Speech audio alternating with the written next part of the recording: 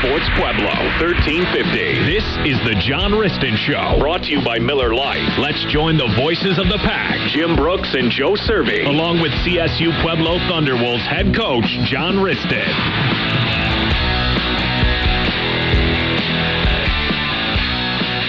Welcome to Andy Mack's John Wristen Show. Okay, I'll turn it down, Bloodshot. It's going down a little bit. I think you got me hot on your end there. This is the John Wristen Show. Welcome, everybody. Playoff edition, that's what we like to say. Fifth straight year we've had a playoff edition of the John Wristen Show right here from Andy Mack's. I'm Jim Brooks. That's Joe Cervi right across from me. This is Coach John Wristen in the monkey suit tonight. You going to a funeral or what? Yeah. We are in the presence of greatness today. Yes, the Hall of Famer, yes, Greater yes. Sports Hall of Fame, newest member, John Wristen, going in, but he was kind enough to come and do his own show for an hour. I think that deserves a hand. Yeah, right. Yeah, there we go. I'll give you a hand. I couldn't break up the Larry Moe and Curly show here. Yeah, well, I've been, Joe and I can fill 10 or 15 minutes. That's a whole hour. It gets tough.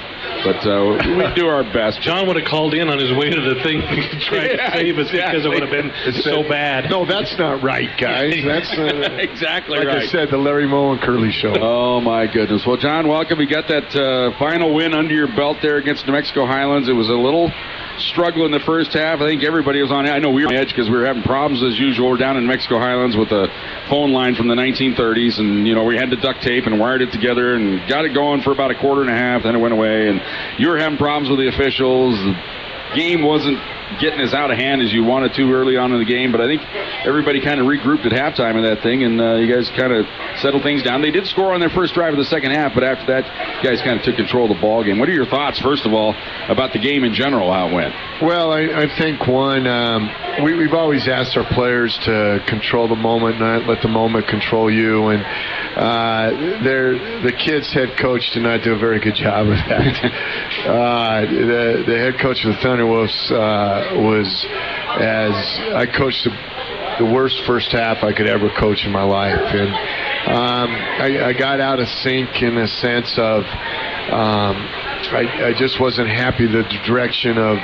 I wasn't going to try to let anybody take away from what these kids work so hard for, and I got wrapped up in trying to think that my argument was better than their argument, and I was going to change it, and I wanted to fight for our kids. And so after our first punt return, where the Karen gets hit, and they call a fumble because they said the ball hit him, and there's no way the ball hit him.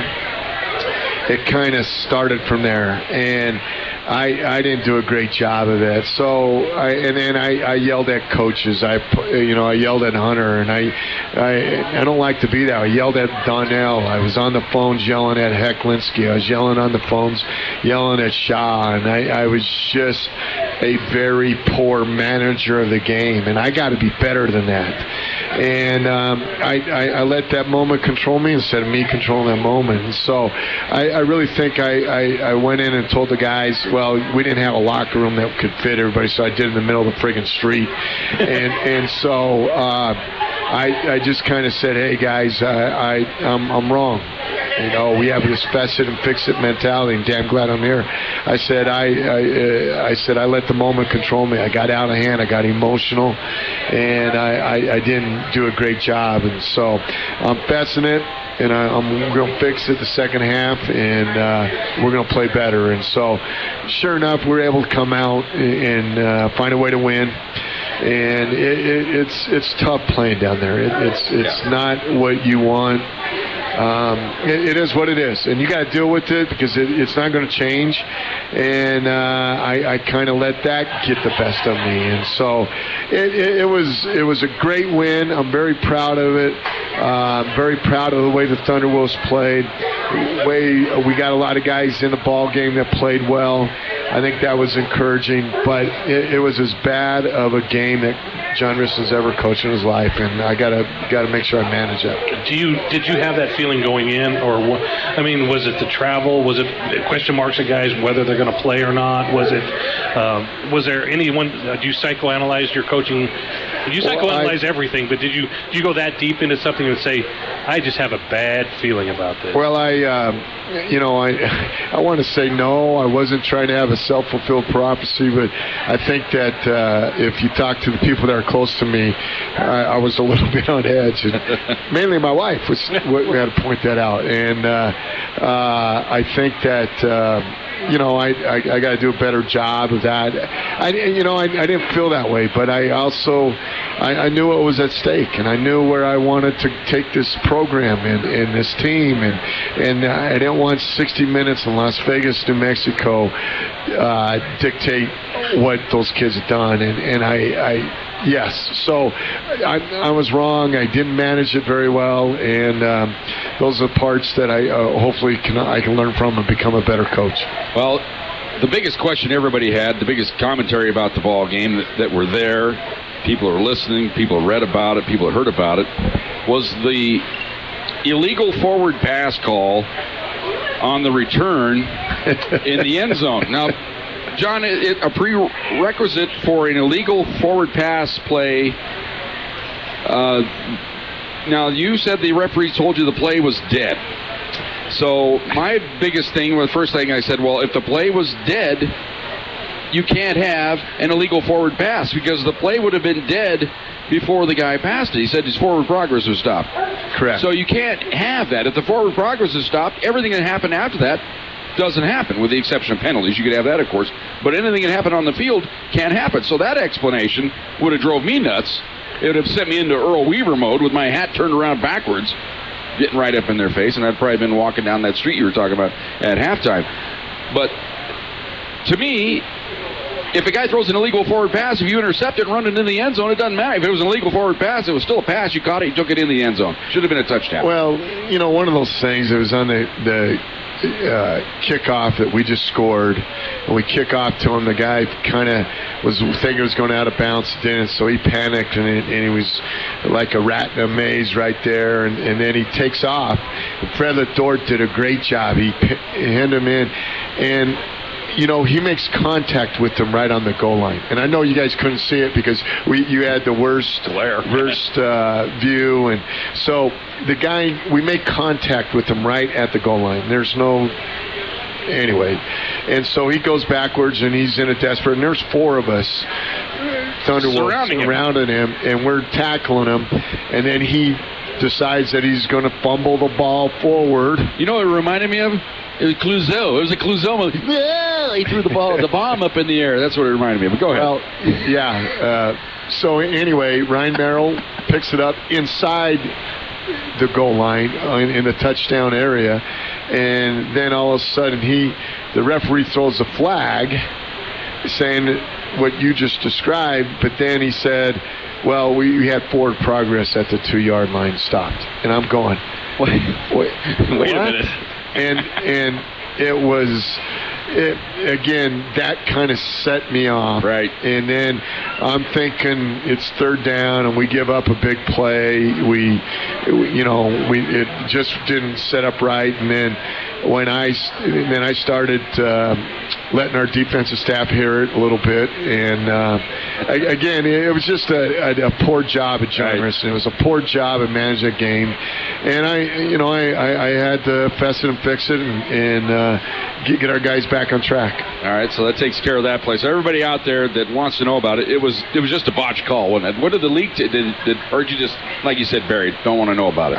It is. Do you got anything on it from the officials? Well, what I was told is if that flag, if they would have called a penalty. But you said that your final explanation was forward progress stop, so that they didn't call a penalty. Correct. But if they would have called the penalty, you should have had the option of declining the penalty, and then it would have been your ball or a touchdown. A touchdown, right? Well, the guy that said there was forward progress stopped is the one who called the penalty. So to tell me how that makes sense. No, at least that's what my explanation. So it is what it is, guys. And we're after the game and 2 days later, it's sort of like it's a moot point. Yeah. At the time, it was a little sketchy. But now it's like whatever. Right. Yeah. And it was very, it was humbling to be, all that stuff's taken out of your control when it shouldn't be. And you should be able to help play a college football game that's officiated in such a professional manner that I tend to question what happened on that Saturday. Now, the other thing that was the big topic from people who were there, and Joe and I were trying to describe it to people because it was before when we got on there, we were talking about it. Joe and I were both sitting there while we're watching you down there talking to Heck. You're on the bench talking when you're discussing. We can see you looking down at Cam, and you're talking to each other. You kind of talked it over, and finally, it was almost like you said, "Oh, to hell with it, I'm going to go talk to him." So you got up and you walked down where Cam was with his own personal trainer trying to get loose to see if he could play the football game, and you guys had a nice little conversation. Joe and I, it was gripping. We were watching it. Oh, man, I wish we could get in there and hear what was going on here. Can you kind of give us an idea what the conversation was like there between you and Cam? Well, I saw him warm up, and he was getting he was really. I thought he was getting better as he went on. As he warmed up and got a sweat going, the better he got. And so finally, about 10, 15 minutes into it, I went down there and I said, "Do you want me to make this call for you?" Because I knew how important it was, for one, for this team to win, and two, what could he contribute to that win? 3 would be the other factor of rushing for 2,000 yards. Right. That's not part of Cam's makeup. And I said, "Do you want me to make this call for you?" And he goes, "What would it be?" Yeah. And I said, "I wouldn't play you if I had to." And I think that Bernard's ready to go, and Fredlett's ready to go, and we got Shamal David ready to go. And so I thought we could manage the game through that and not put a hurt Cam in the ball game, because he's legit hurt. And he goes, "I'll tell you at game time." And I said, "Okay." And so he continued to go through warm-ups and did a couple handoffs with them, and he looked at me and I looked at him, and that's about all that was said. And so we went with Bernard, and he had a heck of a game, and Fred Lethort did some good things. And, the keys are the 10 other guys in offense, and it was nice to be able to get a win because of those 10 other guys. And Cam's spirit, you just see his face on the sideline. He was uncomfortable being there. Right. He was uncomfortable in that role. He didn't know what to do. And you just knew that you had a warrior that was hurting, that really wanted to play but couldn't. All right. We'll end this segment on that note, but he will play this week. Believe so. There you go. That's what we all want to hear. All right, timeout time here on the John Wristen Show. We are at Andy Mack. Still plenty of time to get on down here. If you want to see Coach Wristen here tonight, you have to get here during the show. There's no after hours with him here tonight unless he comes back after the Hall of Fame induction. That ain't going to happen. That's not going to happen either. Okay, well, Joe and I'd wait. We'd sit here with, tacos or something and, feed you again. You're going to wait a long time. All right. Well, now that we've got that, we've cleared the air there. We've got prizes to give away if you're in the house here. If you've got a question, we got some wind shirts, which you might need this weekend. It might be a little brisk. They're just T-shirts. Or just T-shirts, okay. But they're long-sleeve, business-as-usual pack T-shirts. Those are a cool. variety of sizes from KO this time. Usually he brings the European cut extra small or the 6XL extra fat. One for me and one for, Yeah, I got you. So we got those.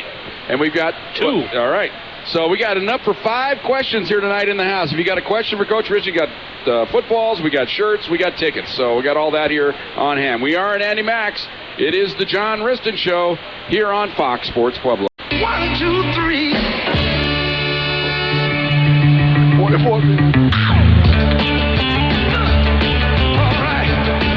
And welcome back to Andy Mack's. Those are the kind of highlights we get from Highlands. That's right. Hey. Highlands, it just doesn't work out. Were you guys trying to do the like we were kids, a coffee can string? I told people that was what it was like. You might as well get us 2 cans with string. Holy smokes. Highlands. On that particular play, and they marked off a penalty and they shorted you guys 5. I'm it's like, wait a minute. It's supposed to be at our... And then they just kept going. I'm like, that's not right. I'm counting it down. So I need to walk down there and get these guys straight. But that's the kind of thing we were going through all afternoon there. And you could hear there was it sounded like just like they were calling airplanes. Well, I was saying a lot of different things, but it's a good day for not to have a parabolic mic on the sidelines. Well, it was just like having a mic because the stands were so close to you. Hey, and speaking of the stands, you better give a shout out to the Pack. Yeah. They traveled well this week. It was awesome to see the band and the cheerleaders and the dance crew and all the fans that drove the 3 hours to have breakfast at Charlie's. That's right. And then come to the game. And I think we definitely we increased their attendance by quite a bit. And so it was great to have all the fans there to see these kids win their 10th game.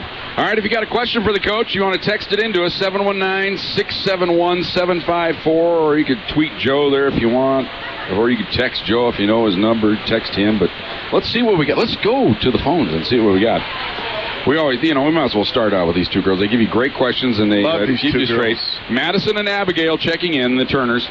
Who is the biggest player on the team physically? Who is the biggest? Good question. I think Tony Campton has a lot of mass to him. Wide or high? Well, the biggest. I said there's a lot of mass to him. I think Ty McCauley's one of the largest guys that we have. But, Zach Martinez is a svelte 300-pounder. And so those guys are the biggest guys. But I really like when Madison and Abigail were on the sidelines. They were really into it, and they had their hands on their knees, and they were yelling for encouragement to our players. And it was an honor to see those young ladies be a part of the Pack fan. Plus, Chris caught the Gatorade bath. Did you see the little film we put together? You're getting your doused? Oh, was that Chris? Yeah, he took it, and then I put it together for him, and it looked pretty good. So. I took it, too. Yeah. So to finish off that one from Madison Abigail, she said, when we were at the game this weekend, it seemed like all the players were giants.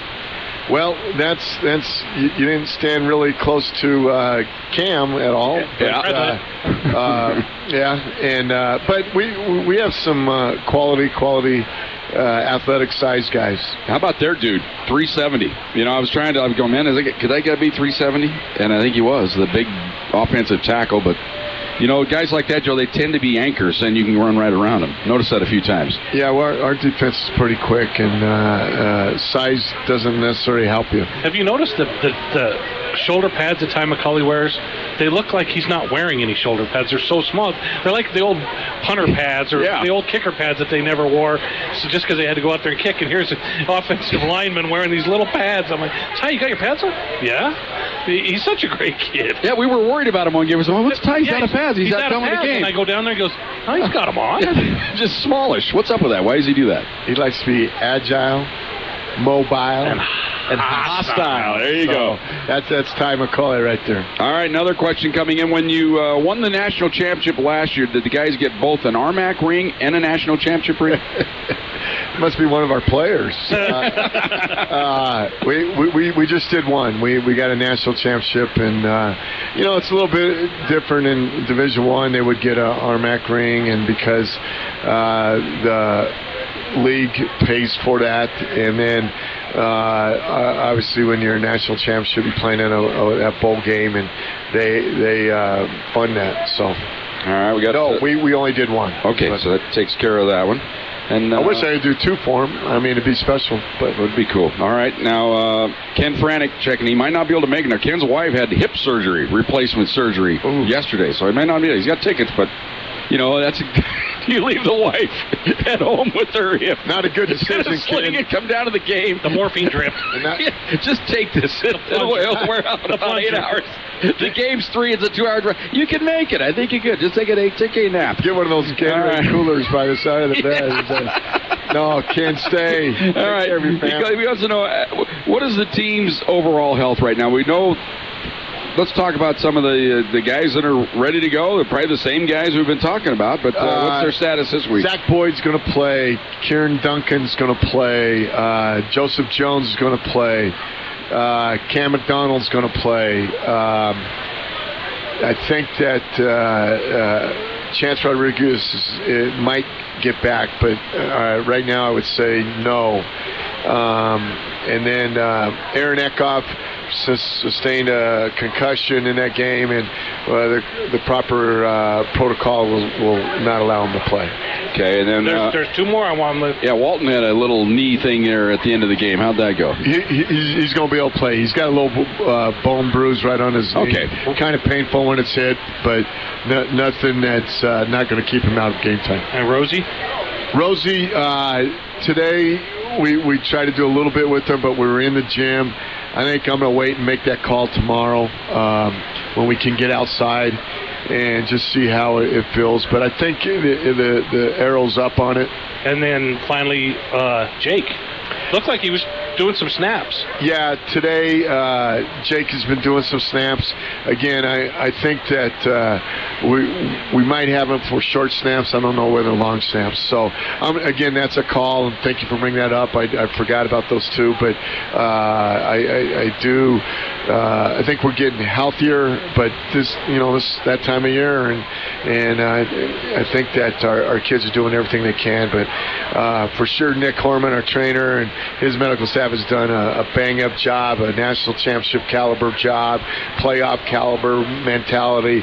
They're so much a part of what we do, and I appreciate what they've done. I suppose on the short snaps, it'll be all right because you don't have to go down and tackle anybody. On the long snaps, you still got to worry about punt coverage, so that's obviously why you wouldn't want Jake out there probably yet. Right. Okay.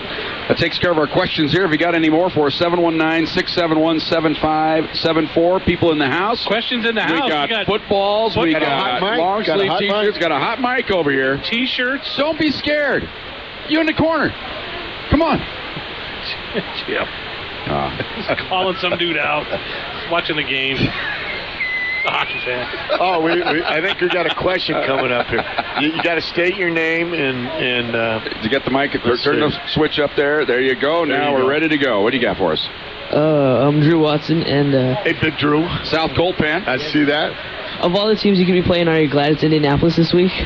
We're just glad to be in this tournament, and everybody's asked about it. I feel very lucky to be able to compete. I think it's one of those things that Indianapolis is a well-coached team, and all the teams that you're going to play, you want to have a chance to play against those type of teams, and they just do such a great job. I think it's just going to be one heck of a college football game, and it's a good matchup for both sides.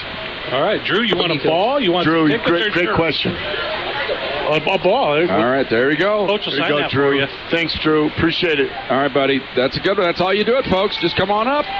Got a question? We got another football. We got 3 shirts here we can give away. It's real easy. See how easy that was? Maybe I need to write some questions for people for you to as we'll plan them in the audience here. But we still got that. Andy Max and do this. Yes, exactly. And just ask the question. And John, how are we going to do this week? See, they could do that and get a football. Yeah. That's all they have to do. All right. Shall we close out the Highlands talk? Yeah, we should have closed it up. We shouldn't even brought it up. That game. Yeah, I know what you mean. I appreciate what Except for, Fred Dort. Great game. 100 yards, 2 touchdowns, great special teamer. That's the next man up mentality right there because he had to carry the ball. And, I always ask you before games or, on Wednesday nights who the backups are because we need to know. Because something that changes a little bit. You hope you never get there. But for these last 3-4 weeks, we've got to know some people that we didn't expect to know.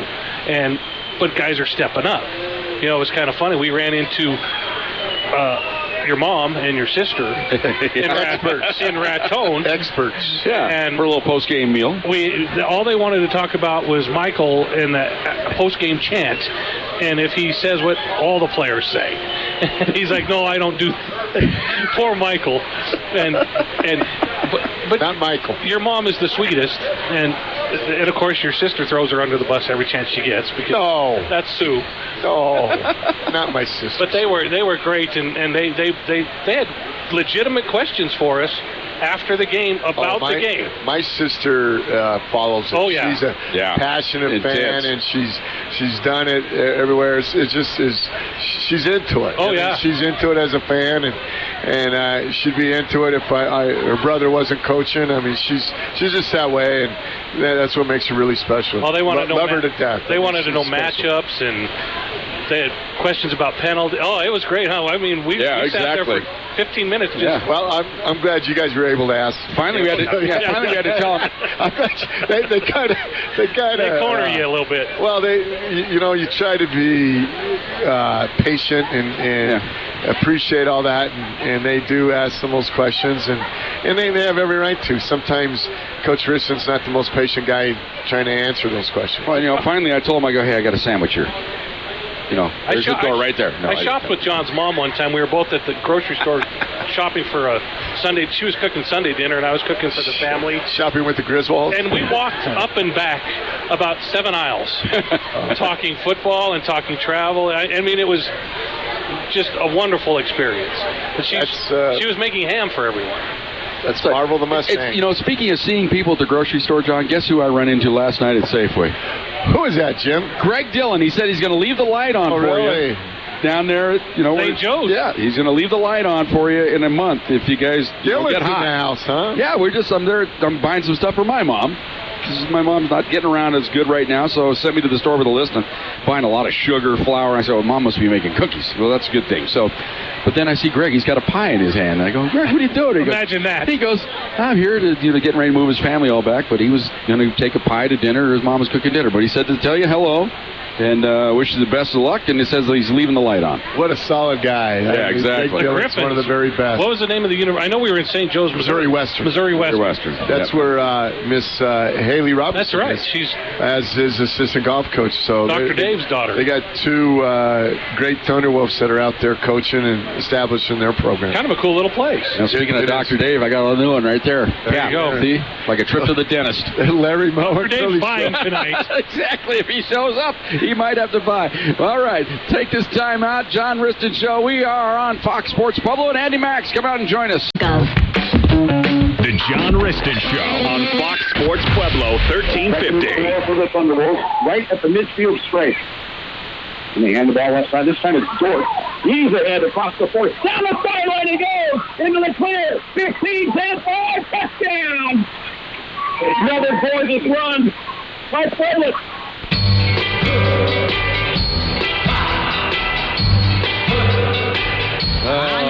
There's not going to be a condensed broadcast, by the way, on YouTube this week of that one, by the way. I've been doing that all year long. So the first 10 games, there's that nice condensed broadcast. You can relive the games and the highlights and all that, but I just haven't done it for that game. I just don't think there's a Marconi in the offing for that ball game. You know what we got to bring up, Jim, we haven't talked about?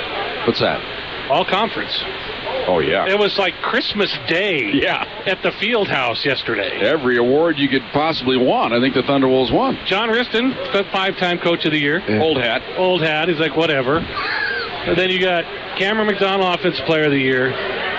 A.J. Thompson, Offensive Rookie of the Year. Morgan Fox, Defensive Player of the Year. Darius Williams, Defensive Rookie of the Year. Karen Duncan got a Special Teams returner, or was that just First Team All Conference? I think First Team All Conference. But I'll tell you the one that they're all deserving. But the one I like the most, just because, is Morgan Fox, because he was the preseason. Yeah. And to be the preseason, do it for 11 games, even though he had to miss a couple with hurt, and then still come and be the guy. That, to me, tells me that that's the guy right there. Morgan Fox, I mean, what a great honor. I think it was 21. You got 21 players honored? Joe, that's a lot. I don't know all those numbers. I do know that we got a quality team, and I think the way it's done, it's the other coaches vote on all that. You can't vote for your own guys, and I think they saw the quality of type of players we have and quality team we have, and that's why I think there's so many of them. And I do, as a coach, sometimes you got to go and you're on this conference and you're selling your guys, and finally I go, Karen Duncan, I go, I know he doesn't have all the balls everybody else does, but I know every one of you want to have him. Yeah, exactly. Well, and look at your first team all-conference: McCulley, Martinez, Feenstra, Dixon. And I guarantee if Chance would have been healthy and not missed the last 4 or 5 games, you'd have had a clean sweep of the offensive line. Well, that's really impressive, I think. And I think that the surprise, if you want to say, is Corbin. I really thought that, Corbin had to buy into being an offensive lineman. He came here from Monarch High School and was a defensive lineman. He had a knee injury, and he's just he's athletic, and I just felt like for us to be a better team, you got to move some of those moving parts in your personnel, and sure enough, he did it, and he's been really, really good since then. I know one other guy I wanted to touch on, Garrett Vidal, knee injury's out, right? Yes. That's one guy we forgot about. He's out. But I don't think that happened this game. It was the game. Was it the game before he got? It was Mesa in the last 2 minutes of the game. Right. So that's one guy's got. But you guys all hang around. They're all supporting, and that's one guy. That when the chance came to get in the ball game, he delivered. I mean, all your guys. I don't think of anybody that went to game said, "Man, that guy didn't play very good when he got in the game this year." Well, I think that's the quality of what we're trying to establish in this program, and I've always believed in competition, and competition's your best coach. And so I really think there's one guy that should have been on that all league, and that was DeAndre Cooper. He's just Mr. Steady Eddie, but the stats and all that because of who we are, but you won't hear him say that. No, and the guy that I'm curious about, and I watched it yesterday when I was watching practice. I felt like the guy from North Dallas 40 up in the crow's nest because they were in the gym. Run it again! I felt like that guy. The guy that I think has played, just from my view, defensively great all year and just didn't get hardly any recognition is Brian Jones. I mean, he's been among the leading tacklers every game. He just seems like he's getting better and better. He's new to the system, but I mean, no recognition. Well, I think that's one of those things that you got to look at, and you put a name up and see what happens, and that's the way it goes. All right, we're going to talk about UIndy in our last segment, but we got a couple minutes left in this one here. Let's talk about the regional, the way it came out, the selection process. People want to know about that. But I thought, the biggest surprise was Midwestern jumping from 2 to 1. Did that kind of shock you, or was it the quality of their win over A&M Commerce? Was it that great a win to jump them? Well, you got to look at the whole body of work, as they always say, but you really do have to look at schedule strength and how many teams they beat over 500, how many Division II wins you had on the road. There's a lot that goes into it, and I think that with their schedule strength of being about a .64, that was a motivating factor because they had as many wins as Ferris. And with that being said, played the extra game. He played the extra game and playing 11 games versus 10, playing a couple in-region games, and so on our conversation, it was a debating point, and I was firmly convinced that we're probably going to end up at 4th, but there was talk for us being up at 3rd for the same argument. And so we're just excited to be one of the 7 teams. I think we're exactly where we should be slotted. And let's go play. And you talk about it being a fine. Well, go ahead, Joe. You got yours. Oh, I just had a fun fact. Okay, go ahead. What do you want? Well, the fun fact here is of the 28 teams in the bracket, 24 of the top 25 ranked teams. There's only one team in the top 25 ranked that is not in the tournament. Mesa. Yeah, that's a tough break. Well, I tried to get Mesa as a 7th team over Grand Valley, and it was a flip a coin basic argument. Both sides had a lot of good arguments. They were pretty well even. Grand Valley had a little bit stronger strength of schedule, and it just. But Mesa's only 2 losses were to the 1 and 4 seed. Yeah, correct. Yeah. But during the debate whether who was 7th, that was Grand Valley was 1 and 2. Right. Yeah. So you got your trump. I got your trump right here. They played the whole card. It was pretty difficult. Well, in the region, I guess if you got two teams with a chip on their shoulder, it might be 2 versus 7 because A&M Commerce. I'm kind of watching, your game's going on. I got in the computer. Their game wasn't quite over. I mean, they've got the game almost salted away. They got the ball at midfield. They're up by 9. It's like they're driving for the clinching score. Fumble the football. Next play, touchdown. Kick it off, botch it, get a penalty or something. They're at the 10. Pick 6. I mean, they went from up 9 to down 4 in a heartbeat, and they lose the game. And when you think about it, cost them the number 1 seed because they probably would have been the number 1 seed. So now they drop all the way to 7, and they got to go play Ferris State, who went from 1 to 2. They're going to be with a chip on their shoulder. That might be a pretty good ball game as well. Yeah, I think there's a lot of moving parts in that, and anyway, I think all 7 teams are very deserving. I think Mesa deserves a shot in there, and it's hard for me. And my argument was to have 3 teams in the same league to be in this thing, and when 2 of them didn't play each other, and with that. They say, well, that wouldn't change much. I said, well, I think it would change. Yeah. There's a lot of reasons why you play the game. Yeah. And I said you could have injuries. There's a lot of things that go into that. But one team would have a loss, and that would affect everybody's else schedule strength and all that other things. And so it was quite a debate at 6 a.m. on Sunday morning. I bet it was. We're going to come back after this timeout. We're going to talk about UIndy, this week's opponent. That's when we come back. We are at Andy Mack's John Wristen Show here on Fox Sports Pueblo. The John Wristen Show on Fox Sports Pueblo 1350. Striker coming in hot. All right. Got your ears still, Joe? Yeah, I was just trying to see if we're alive over the PA here. There we go. We had to pipe that down in a hurry, man. That was a little... We scared the neighborhood feral heavy cats. metal. That's what we like. But we're here for the final segment, John Wristen Show. Here from Andy Max. And we have one more question here. Somebody wants to win a ball. It's Rick. Red Sox Rick. That's a good one. All right, Rick, go ahead. What all is involved in terms of preparation? For example, watching game films for opponent you're not as familiar with as the other RMAC team. The question is basically what's all involved in trying to prepare a game plan, and so Rick, it goes. There's a lot of things you're trying to find out as much as you can about their personnel.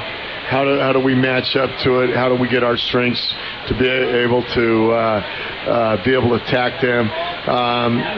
Playoffs, you get all the film on Sunday night, and so Sunday was a long day. Basically, Sunday night was even longer for the guys who had to break it down.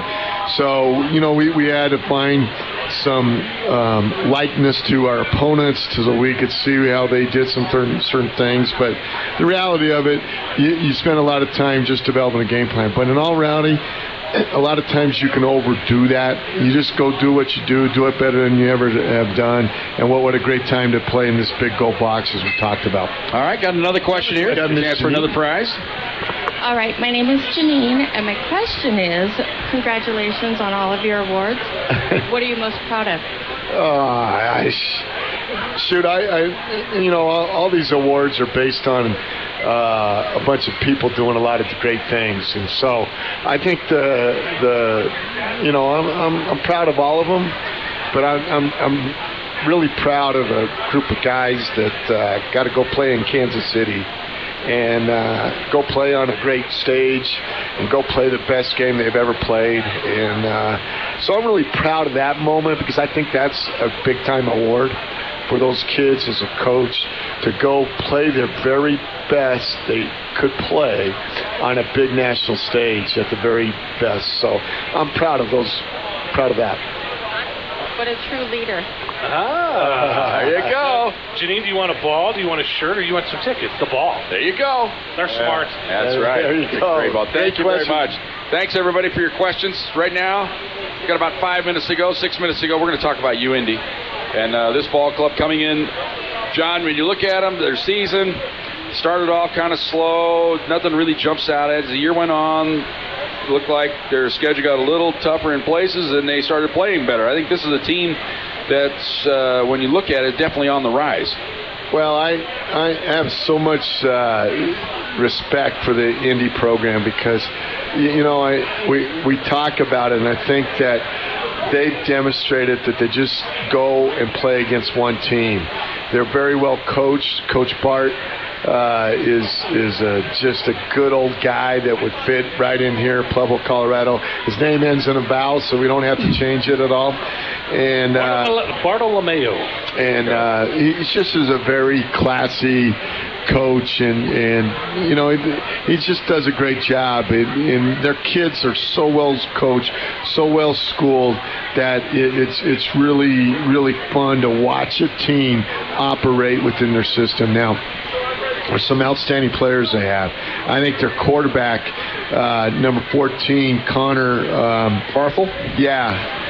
And he's just a steady Eddie operator. He runs this offense. Johnny completes 71% of his passes. That's pretty steady. That's steady. You know the thing about it, Hunter goes, God, I was trying to find some third and longs or 3rd and 5. There wasn't a whole bunch of them. Right. And so I think the whole key to that is he's able to manage their system to get them into manageable downs that adds to their success. So I think the running back number 5 is really outstanding. And then the guy number 18, Reese Horn, well, come watch him play. He's 6'2", 6'3".